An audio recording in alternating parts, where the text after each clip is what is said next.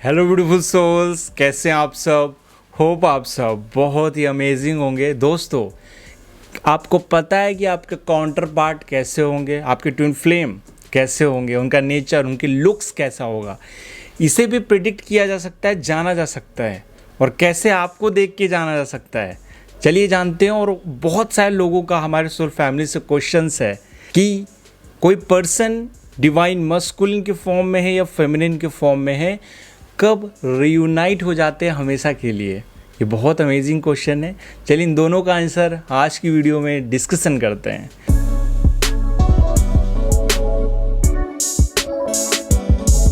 नमस्कार दोस्तों, आपका बहुत बहुत स्वागत है लाइव प्रिपरेशन के इस न्यू एपिसोड में। मैं होंगे दिशो। दोस्तों, divine masculine and divine feminine ये दो एनर्जीज़ हैं, क्योंकि ये ज़रूरी नहीं कि आप अगर मस्कुलिन एनर्जी है, जैसे मैं मस्कुलिन एनर्जी हूँ, तो ज़रूरी नहीं कि मैं फेमिनिन एनर्जी की तरह ही बिहेव करूँ या मस्कुलिन की तरह बिहेव करूँ। मैं ऊर्जाओं की बात कर रहा हूँ और फेमिनिन एनर्जी से ही ज्ञान की उत्पत्ति होती है। और साथ ही ये हम प्रिडिक्ट भी कर सकते हैं, हॉरोस्कोप देख के प्रिडिक्ट कर सकते हैं कि आपके लाइफ में कौन सा सर्टन पार्टनर आएगा, कौन से लोग आएंगे। ये कैसे जानते हैं, उसका मैं तरीका भी डिस्कशन करूँगा। और आप एक बार एक चीज़ ध्यान दीजिए जो मैं अभी बोलने वाला हूँ। एक बार अपने मेमोरी में बैक में जाइए और सोचिए आपके लाइफ में जितने भी लोग आए हैं पार्टनर के वेव से, जैसे कि आपके लाइफ में जितने भी रिलेशनशिप रहे हैं, उन सभी रिलेशनशिप में आप फील करेंगे आप स्पेसिफिक एक ख़ास सेट ऑफ पीपल को इनवाइट करते हैं अपने लाइफ में। कुछ खास तरह के लोग ही बार बार आते हैं जिनके बीच कुछ ना कुछ सिमिलैरिटी ज़रूर होगी। क्योंकि अगर आपके कोई प्रॉब्लम बन रही है, कोई कर्मा है, और जब तक उस तरह के लोग आपके लाइफ में आते रहेंगे, जब तक आपका वो योग या आपका वो कार्मिक अकाउंट है, जैसे कि आपके लाइफ में कोई पहला पार्टनर आया, उसके बाद कोई दूसरा आ गया या कार्मिक पार्टनर आ गया, आप उन सभी लोग, वो सभी व्यक्तियों के बीच कुछ ना कुछ सिमिलैरिटीज़ ज़रूर पाएंगे। चाहे वो इमोशनल लेवल पे हो, चाहे वेल्थ के लेवल पे हो, चाहे स्पिरिचुअली लेवल पे हो, कुछ ना कुछ होगा ज़रूर। अगर वो अनअवेकन है, वो प्रॉब्लमेटिक है, वो सारा रिलेशनशिप इनिशियल स्टेज में चाहे जैसा रहे, लेकिन एट द एंड आप पाएंगे वो रिलेशनशिप फिर से उसी तरह से कन्वर्ट हो गया। इसीलिए बहुत सारे लोग जिनकी मैं मैच मेकिंग करता हूँ, उनका मैंने फील किया है कि वो एक ख़ास तरह के ग्रुप ऑफ लोगों को लाते हैं अपने पास, अट्रैक्ट करते हैं, वो मैनिफेस्ट करते हैं उन्हीं कार्मिक लोगों को। एक्चुअली सर्कल से कैसे रिलीज़ हुआ जाए और कैसे आप अपने काउंटर पार्ट से रियूनाइट हो सकते हैं, इस चीज़ पे बहुत सारे लोगों का क्वेश्चन आता है और कन्फ्यूज़न भी इसी जगह से स्टार्ट होती है। इसका सॉल्यूशन मैं बताता हूँ दोस्तों। देखिए, जैसे कि कुछ फॉर्म में, जैसे डिवाइन मस्कुलिन हो गया, फेमिनिन हो गया, आपको पहले इसको थोड़ा समझना होगा, तभी आपको वो हमारा काउंटर पार्ट कैसा होगा ये चीज़ समझ में आएगी। इसको मैं और डिटेल से टेक्निकलिटी जो उसका लॉजिक है वो भी बताऊंगा, कैसे एक्चुअली ये जर्नी में आप कंप्लीट करते हैं। पहले तो ये देखिए, आपका जो काउंटर पार्ट है वो आपका रिप्रेजेंटेशन है, उसके थ्रू आप में कंप्लीटनेस आएगी, आप बेटर फील करेंगे। आप इमोशन लेवल पे, मेंटल लेवल पे, फिजिकल लेवल पे, स्पिरिचुअल लेवल पे, ये तीनों ही चारों ही सतहों पे प्रगति करेंगे, उन्नति करेंगे। आपकी लाइफ में इससे विकास आएगा, वृद्धि होगी। ठीक है, तो ये बहुत ज़्यादा इम्पॉर्टेंट है।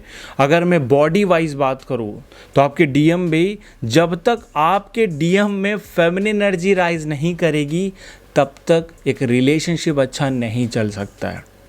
क्योंकि अगर सिर्फ वो मस्कुलिन फॉर्म में रहें या उनका जो काउंटर पार्ट, जैसे आप डीएफ होंगे तो आपका काउंटर पार्ट क्या हो जाएगा, डीएम हो जाएगा। अगर वो उस फॉर्म में है, उनके अंदर खुद भी, क्योंकि हर पर्सन के अंदर भी डीएम और डीएफ एनर्जी होती है, डीएम और DF energy, masculine feminine energy होती है, प्रकृति और पुरुष होते हैं। अगर आप मान लीजिए मस्कुलिन फॉर्म में हैं, तो बहुत सारे मेल्स क्या करते हैं, वो अपनी फेमिनिन एनर्जी को दबा देते हैं।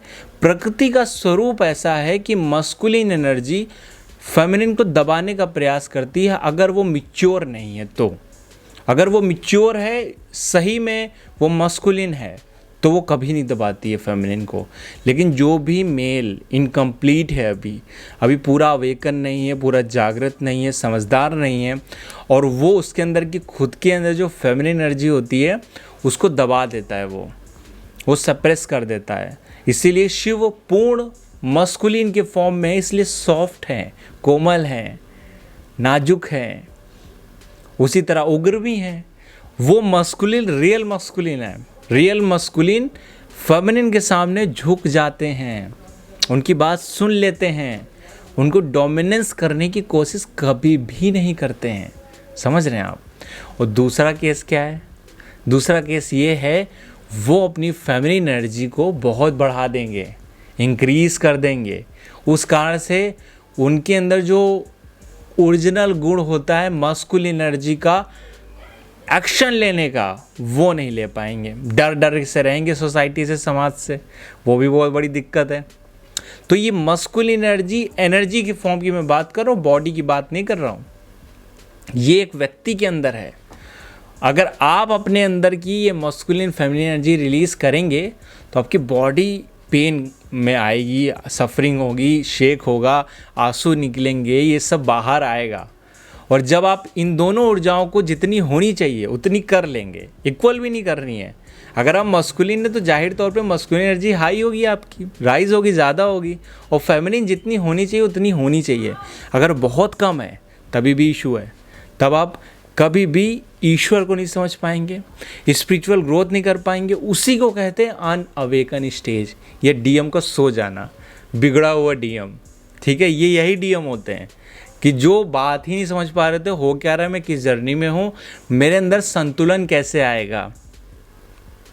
ये वही लोग होते हैं जिनके अंदर फेमिनिन एनर्जी राइज नहीं है।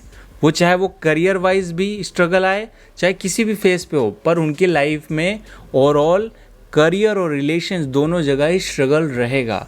जब वो संतुलित कर लेंगे तो अपने काउंटर पार्ट से मिल जाएंगे, और तभी वो ईश्वर से भी मिल पाते हैं, खुद को जान पाते हैं। क्योंकि फेमिनिन एनर्जी ही ईश्वर तक पहुंच सकती है, क्योंकि वो सरेंडर है। आप कोई ऊर्जा जब तक सरेंडर नहीं हो जाएगी तब तक वो ईश्वर तक नहीं पहुंच पाएगी। क्योंकि एक्शन के थ्रू नहीं पहुंचा जा सकता है कि हम बहुत सारा कुछ काम कर लें, समर्पण के थ्रू पहुंचा जाता है। पहले एक्शन की रिक्वायरमेंट रहती है। जब वो एक्शन पूरा स्ट्रीम पहुंच जाता है, देन एक स्टेज पे फेमिनिन एनर्जी राइज हो जाती है। उसी के बाद ही कुंडलिनी शक्ति ऊर्जा आपके ऊपर उठती है और संतुलन आता है। और यही केस डिवाइन फेमिनिन पे भी अप्लाई होता है। डिवाइन फेमिनिन जब भी अपने काउंटर पार्ट को, मतलब अपने अंदर, मैं बॉडी की बात नहीं कर रहा, अपने अंदर जो मस्कुलिन एनर्जी है उसको सही तरह से वैल्यू करती है, उसे समझती है, उसके अंडरस्टैंड करती है, देन ना उसको दबाती है। दबा देने का मतलब क्या है? नारीवादी सोच हो जाएगी। मतलब बहुत ज़्यादा मस्कुलिन से भागना, मस्कुलिन को गलत समझना कि मेंस ऐसे ही होते हैं, गलत होते हैं, तो वो पूरी ज़्यादा फेमिनिन पार्ट बढ़ जाएगा। वहाँ भी अच्छी चीज़ नहीं है। वहाँ टू मच इमोशंस क्रिएट होंगे। उनको लगेगा मेल्स तो बस रूडलेस होते हैं, वैल्यू नहीं होती इमोशन की। इसी तरह का केस क्रिएट होगा। दूसरा केस भी है, जब कोई फेमिनिन एनर्जी अपने डीएम जो उनके अंदर है उसको क्या करे? बढ़ा दे, स्पोर्टिव हो जाएंगी। बहुत ज़्यादा करियर में हो सकता ग्रोथ हो जाए, लेकिन उसकी वजह से नेचुरल जो इंट्यूशन एबिलिटी है, थॉट चक्र की ऊर्जा है, हार्ट चक्र की ऊर्जा है, फीलिंग को अंडरस्टैंड करने, संवेदनशीलता को खो देती है, जिसके कारण वो उतना अंदर से बैलेंस महसूस नहीं करती हैं, बेचैन रहती हैं। तो ये दोनों का जब संतुलन हो जाता है तब आप राइज करते हो, आपके कर्मा भी रिलीज हो जाते हैं। अब नेक्स्ट जो आंसर था, और उसके बाद रियूनियन हमेशा के लिए हो जाता है, कोई इशू नहीं आते दोस्तों, कोई भी नहीं। और मैंने कितने लोगों की लाइफ में देखा है, रोज हॉरोस्कोप आते मैं एनालिसिस करता हूँ, उसमें कितने लोगों की लाइफ में देखा जो दोष है वो काम नहीं करेगा ठीक से, क्योंकि आप सचेत युक्त, चेतना युक्त आत्मा है, चैतन्य युक्त है। एब्सोल्यूट कॉन्शियसनेस पे आप जितना जाएंगे आप ग्रोथ करते जाएंगे। नेक्स्ट केस भी है। ये केस ये है कि अगर हम जानना चाहते हैं हमारा काउंटर पार्ट कैसा होगा, या हमारे लाइफ में जो पार्टनर है, या हस्बैंड है, या हमारी वाइफ है, ये कैसी होगी? आप जानना चाहते हैं? बहुत सिंपल है। देखिए D9 चार्ट नवमास कुंडली का जो सप्तम भाव होता है ना, वो बहुत इम्पोर्टेंट। 7th हाउस हम जानते हैं स्पाउस का होता है, वो एग्जैक्टली आपकी वाइफ और स्पाउस को रिप्रेजेंट करता है। अगर आप ये नहीं समझते D9 क्या होता है वगैरह, तो आप कंसल्टेशन नीचे से ले सकते हैं। अदरवाइज अगर आप अपने आप देख पा रहे हैं तो उसको समझिए। आपके लाइफ में जो भी लोग आ रहे हैं उसी खास सेट ऑफ पैटर्न के लोगों को आप इनवाइट करेंगे। आप कॉमन इसीलिए देखते हैं कि आपकी लाइफ में जो पहला पार्टनर आएगा उसमें भी कुछ सिमिलैरिटी होगी, दूसरा आएगा उसमें भी कुछ सिमिलैरिटीज रहेंगी। आप उसे चेंज नहीं कर पाएंगे, because this is a part of your destiny. हमने जो भी कर्मा क्रिएट किए हैं अपने लिए, चाहे वो मनसो जातक हो, चाहे कर्म किसी भी तरीके से किए गए हों, वो कर्मा रिपीट होकर बाहर बार बार बाहर आते हैं। वो सर्कल है एक्चुअली, वो एक बर्थ में रिलीज नहीं होगा। इसीलिए कुछ खास लोग उसी कार्मिक लोग की तरफ बार बार अट्रैक्ट होते हैं, उसे ट्विन फ्लेम समझ लेते हैं और कंफ्यूज होते रहते हैं। खुद को भी कंफ्यूज करते हैं, आसपास के लोगों को भी कंफ्यूज करते हैं कि एक्चुअली करना क्या चाहिए।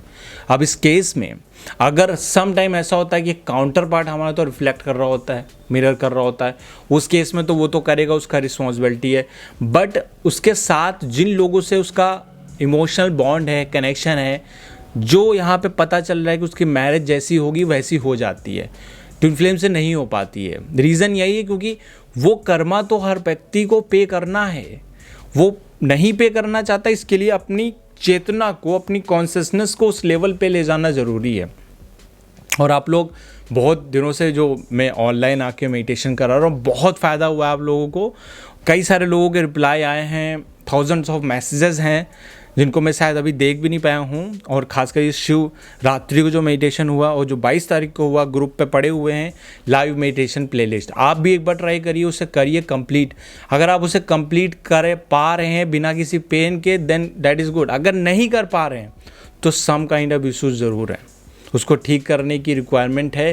तभी आपके लाइफ में संतुलन, बैलेंस और समृद्धि आएगी और आप करियर वाइज भी और इमोशनली भी बहुत अच्छे लेवल पे पहुंच पाएंगे। तो होपफुली दोस्तों ये दोनों का आंसर आपको मिल गया होगा। कोई सवाल है आपके, कोई क्वेश्चन पूछना चाहते हैं या कुछ बताना चाहते हैं तो नीचे कमेंट कर सकते हैं, मैं ज़रूर देखूंगा। और नेक्स्ट वीडियो में मिलते हैं। और टैरो कार्ड स्टार्ट होने वाला है, जैसे मैंने बताया आपके 4 मार्च से 5 मार्च से आप जल्दी से जल्दी रजिस्ट्रेशन करवा सकते हैं। काफ़ी सारे लोग आ गए हैं, जिनको भी टैरो कार्ड सीखना है वो मैम से या मेरे से कांटेक्ट कर सकते हैं। व्हाट्सएप के नंबर नीचे दिए गए हैं। तब तक के लिए God bless you, thank you so much. आप अपना ख्याल रखिए। अगर चैनल पर नए हैं तो चैनल को सब्सक्राइब और बेल आइकन क्लिक कर लीजिएगा। गॉड ब्लेस यू, नमस्कार।